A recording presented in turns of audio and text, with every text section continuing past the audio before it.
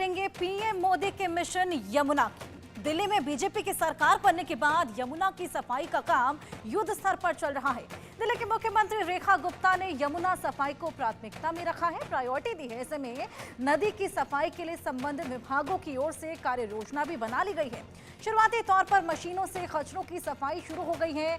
वहीं सरकार का कहना है कि इस साल छठ महापर्व में श्रद्धालु यमुना में डुबकी लगाएंगे और इसके लिए सरकार युद्ध स्तर पर साफ सफाई के लिए काम शुरू कर रही है। वहीं दूसरी ओर यमुना की सफाई पर प्रधानमंत्री कार्यालय भी निगरानी लगातार रख रहा है।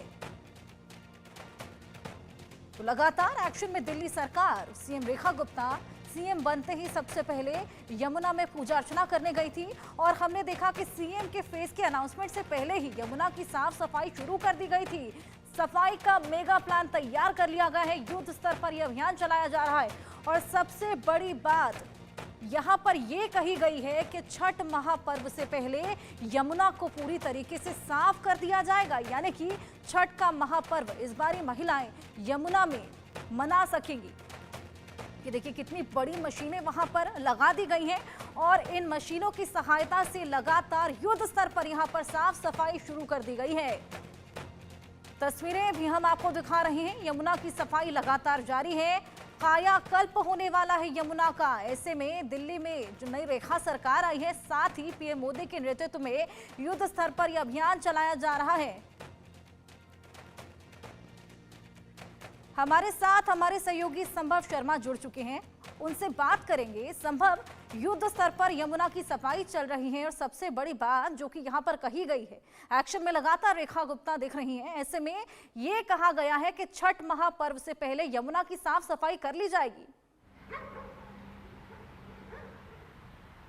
जी देखिए, बिल्कुल प्राइम मिनिस्टर नरेंद्र मोदी ने 8 फरवरी को जब बीजेपी की दिल्ली में जीत हुई तो अपने भाषण की शुरुआत की यमुना मैया की जयकार से और एंड भी किया यमुना मैया के जयकारे के साथ। तो एक मैसेज बीजेपी की तरफ से बहुत साफ है कि यमुना एक बड़ा मुद्दा है और दिल्ली के चुनाव में जिस तरह से चीज़ें अनफोल्ड हुई उससे भी क्लियर हुआ कि यमुना एक बड़ा मुद्दा है। और पिछले एक हफ्ते में जिस तरह से यमुना के इर्द गिर्द पूरी दिल्ली की राष्ट्रीय राजधानी की राजनीति घूमी है, उससे भी ये एकदम स्पष्ट है कि यमुना एक बहुत बड़ा मुद्दा है और यमुना को लेकर बीजेपी सीरियस है।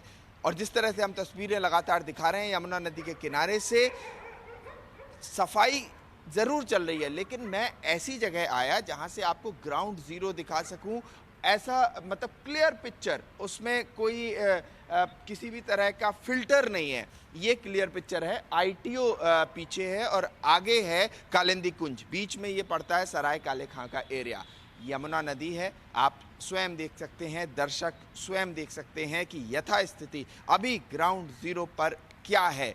और बिल्कुल साफ साफ तस्वीरें यहाँ पर, क्योंकि मैं आपको बताऊं यमुना नदी इतनी महत्वपूर्ण इसलिए है कि 70% लगभग दिल्ली का जो वाटर है, पानी है, उसकी सप्लाई यहीं से है। उसके अलावा इसकी धार्मिक जो मान्यता है, सिग्निफिकेंस है, वो तो है ही। अगर हम इसमें पोल्यूशन की बात करें तो लगभग 58% जो वेस्ट है दिल्ली का वो सीधे यमुना में डंप किया जाता है। और ख़ासकर जो घरेलू वेस्ट वाटर है, जो वॉशरूम वगैरह से निकलता है, उसका 90% यहाँ पर सेंट्रल पोल्यूशन कंट्रोल बोर्ड द्वारा ये डेटा है, उससे निकलता है। ये ग्राउंड ज़ीरो की तस्वीरें, सराय काले खां का ये ऊपर वाला ब्रिज जहाँ के नीचे यमुना नदी की क्या स्थिति है वो हम आपको दिखा रहे हैं। अब बात करते हैं कि सफाई की। जिस तरह से सफाई एक हफ्ते में अलग अलग मशीन्स यमुना नदी में लगाई गई हैं कि पहले तो इसके अंदर ये जो काई जम गई है, ये काई क्या करती है, जो ऑक्सीडेशन सफाई की कोशिशें जारी हैं। आप तस्वीरें दिखा रहे हैं, मेहंदी के पास भी चलेंगे।